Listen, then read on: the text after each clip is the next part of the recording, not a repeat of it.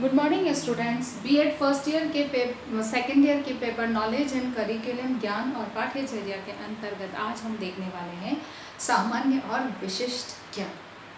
सामान्य ज्ञान क्या है और विशिष्ट ज्ञान क्या है, क्योंकि हम ज्ञान के अर्थ को समझ रहे हैं तो उसमें यहाँ अब यह देखना अनिवार्य है कि सामान्य ज्ञान और विशिष्ट ज्ञान अलग है। इन दोनों में क्या अंतर है। सामान्य ज्ञान अमूमन रूप से अगर हम कहें तो सामान्य ज्ञान जो है वह भौतिक संसार से संबंध रखता है।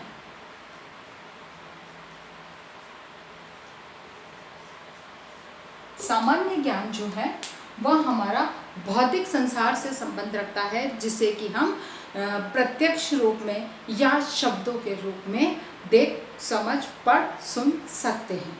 अर्थात कि जिसको हम प्रत्यक्ष छूकर या जिसके बारे में पढ़कर या देखकर हम स्पष्ट रूप से उसके बारे में जानकारी हासिल कर सकते हैं, उसका उपयोग हम कर सकते हैं, वही सामान्य ज्ञान है। सामान्य ज्ञान यानी कि भौतिक संसार से संबंध, भौतिक जगत से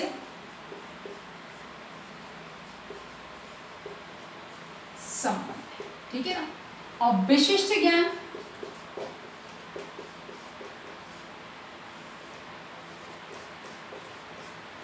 विशिष्ट ज्ञान की जहाँ तक बात आती है तो यह आत्मा, परमात्मा, आध्यात्म से संबंध रखने वाला ज्ञान है, जिसको कि ये कहा जाए कि हमें जिसे प्राप्त करना कठिन है, यह आसान नहीं होता है। और स्पष्ट है कि इसको जो एक तरह से इस विशिष्ट ज्ञान को हासिल करने में वर्षों की साधना लगती है। इसीलिए जो विशिष्ट ज्ञान है वह विशिष्ट रूप धारण करता है।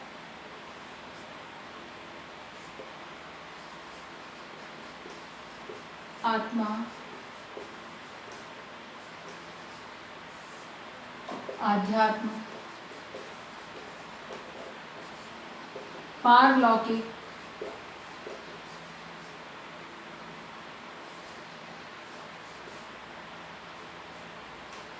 पारलौकिक जगत से संबंध है,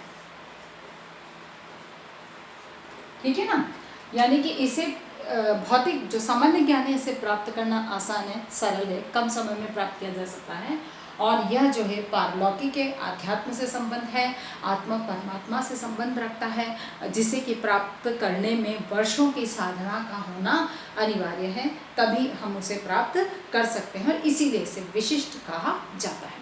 सामान्य और विशिष्ट ज्ञान में क्या अंतर है, अब हमें इसे समझना है कि सामान्य ज्ञान और विशिष्ट ज्ञान में अंतर क्या है।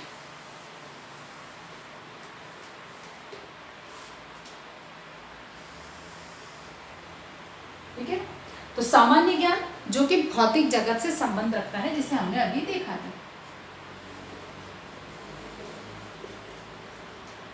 भौतिक जगत से संबंध, और इसका है आध्यात्मिक जगत से संबंध।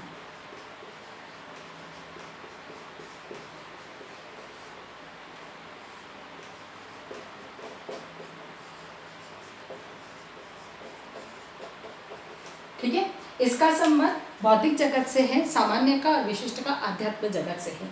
दूसरी बात आती है कि इसे इंद्रियों द्वारा प्रत्यक्ष अनुभव या इंद्रियों द्वारा देखा जा सकता है।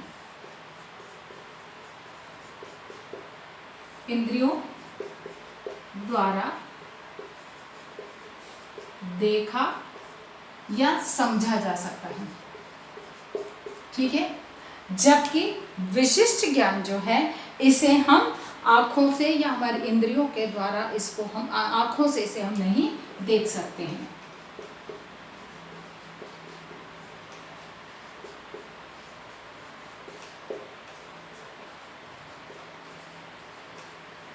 अनुभव कर सकते हैं, लेकिन इसे हम आँखों से नहीं देख सकते, इसीलिए यह विशिष्ट है। सामान्य है क्योंकि हम इंद्रियों के माध्यम से उसे सहजता से छूकर, देखकर, समझकर उसको जान सकते हैं। लेकिन आध्यात्मिक जो ज्ञान है, ना तो इसे हम आँखों से देख सकते हैं और ना ही ये कहा जाए कि इंद्रियों की सक्रियता के साथ में विशिष्टता का होना अनिवार्य है, तभी हमें यह प्राप्त होता है, क्योंकि ये आंखों से दिखाई नहीं देता, अमूर्त ज्ञान है। ऐसे में इस अमूर्त ज्ञान को देखने समझने के लिए समझने के लिए अर्जित करने के लिए निश्चित है कि हमें बौद्धिक क्षमताओं की आवश्यकता होती है। तो केवल इंद्रिय ज्ञान से ये चीज़ संभव नहीं है। इसीलिए यहाँ पर आंखों से नहीं देखा जा सकता है, इस बात पर विशेष बल दिया गया है। उसके बाद में है, नेक्स्ट आता है ये बहुत सामान्य ज्ञान जो है वह व्यवहार से संबंध रखता है।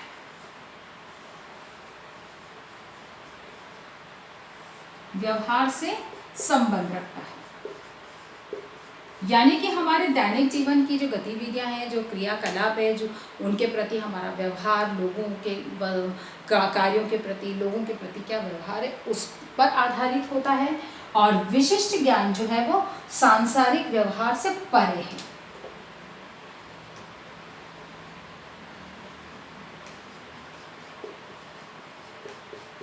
सांसारिक व्यवहार से परे, यानी कि सांसारिक लोकाचार, सांसारिक व्यवहार, क्रियाकलाप से ये बिल्कुल परे हैं, क्योंकि यह सामान्य नहीं है। क्योंकि सामान्य हर जगह उस कार्य, उस गतिविधि, उस क्रिया को हम नहीं कर सकते। उसके लिए हमें विशिष्ट साधना, विशिष्ट स्थान, विशिष्ट वातावरण की आवश्यकता होती है। इसीलिए यह सांसारिक व्यवहार से बिल्कुल परे है। आम दैनिक जीवन के व्यवहार में यह उपयोग में नहीं लाया जा सकता है। अगली बात यहाँ पर आती है कि सामान्य ज्ञान का उपयोग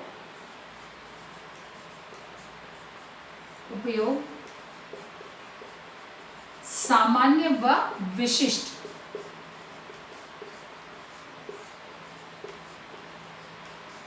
दोनों, सामान्य में विशिष्ट दोनों प्रकार के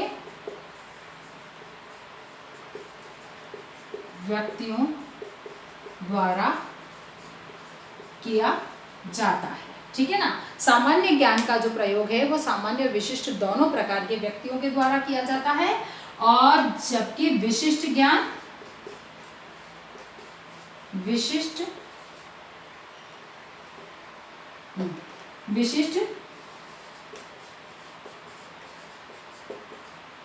व्यक्तियों द्वारा ही उपयोग। ठीक है ना। यानी कि सामान्य ज्ञान का जो संबंध है या उपयोग है वह सामान्य और विशिष्ट दोनों प्रकार के व्यक्तियों से होता है, और विशिष्ट ज्ञान का संबंध है या इसका उपयोग है वह सामान्य और विशिष्ट दोनों प्रकार के व्यक्तियों के द्वारा विशिष्ट व्यक्तियों के द्वारा ही किया जाता है। इसीलिए यह विशिष्ट ज्ञान है, क्योंकि इसे आम व्यक्ति नहीं उपयोग में ला सकता है। उसके बाद में आता है कि सामान्य ज्ञान को प्राप्त करने में कम समय लगता है। प्राप्ति में कम समय लगता है, और इसे प्राप्त करने में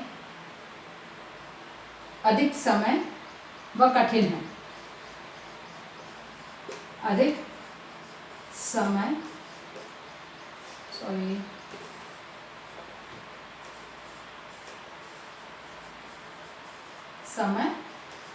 लगता है। ठीक है ना। सामान्य ज्ञान को कम समय लगता है क्योंकि शीघ्रता से और कम उसकी क्या है कि जो प्राप्ति का जो उसका उद्देश्य है, इसके लक्ष्य, वो उनको बहुत थोड़े थोड़े में प्राप्त होते चले जाते हैं। इसीलिए इसको प्राप्त करने में कम समय लगता है, और इन्हें प्राप्त करने में, क्योंकि इसमें एक विशिष्ट योग्यता की आवश्यकता होती है जिसे प्राप्त करने में लंबे समय की साधना की आवश्यकता होती है, इसीलिए इसमें समय अधिक लगता है। ठीक है। फिर इसका संबंध उपयोग जीवन की सुख सुविधाओं में, जीवन की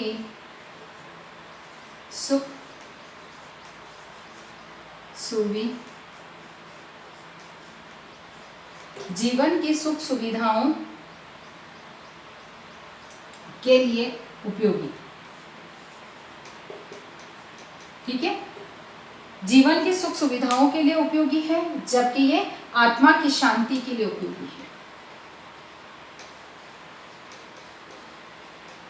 आत्मा की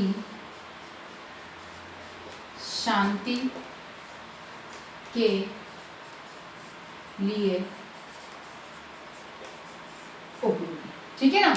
यानी कि सामान्य ज्ञान को है वो जीवन की सुख सुविधाओं के लिए, जीवन को सरल सुगम बनाने के लिए, जिन सुख सुविधा आरामदायक जीवन के लिए जिन सुख सुविधाओं की आवश्यकता होती है उन्हें जुटाने में ये सामान्य ज्ञान कार्य करता है।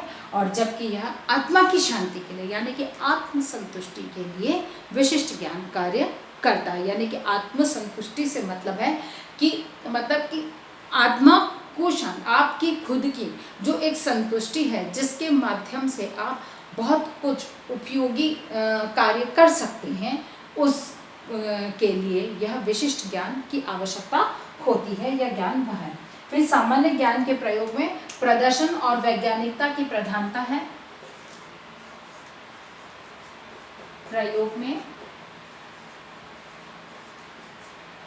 प्रदर्शन व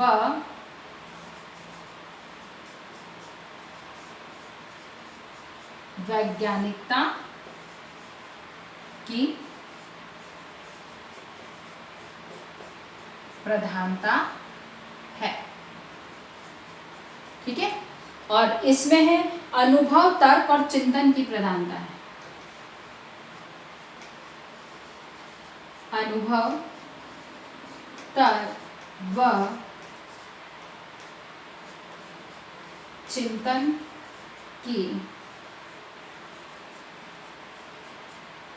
प्रधानता है, ठीक है ना। यानी कि यहाँ पर जो इसका प्रयोग है, प्रयोग में प्रदर्शन और वैज्ञानिकता की प्रधानता होती है। यानी कि वैज्ञानिक तत्व, वैज्ञानिक नियम, वैज्ञानिक सूत्रों की अधिक उपयोगिता होती है, प्लस प्रदर्शन, इसमें हर कार्य को सुगमता पूर्वक प्रदर्शित किया जा सकता है, लेकिन इसके अंदर अनुभव, तर्क और चिंतन की आवश्यकता होती है। अर्थात इसको कार्य करने के लिए हमें प्रदर्शनात्मक प्रवृत्ति को, प्रकृति क्रिया को और वैज्ञानिक नियमों का पालन करना होता है, जबकि इसके लिए विशिष्ट ज्ञान के लिए अनुभव होना बहुत अनिवार्य, उसी के साथ चिंतन और तर्क का होना अनिवार्य। वहीं पर सामान्य ज्ञान में इंद्रियों की प्रधानता, जो हमने यहाँ देखा कि इंद्रियों की प्रधानता होती है, और इसके अंदर इंद्रियों के स्थान पर बौद्धिक क्षमता की प्रधानता होती है। तो हम इसको यहाँ पर लिख सकते हैं।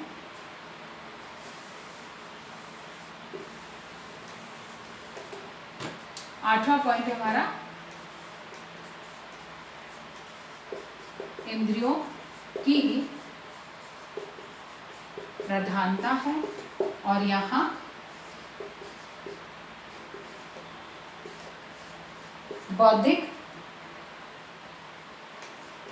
बौद्धिकता की प्रधानता है,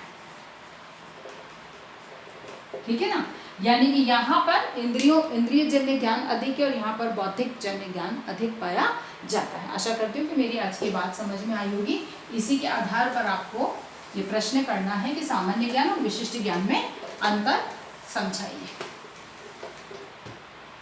आज का हमारा प्रश्न है सामान्य एवं विशिष्ट ज्ञान में अंतर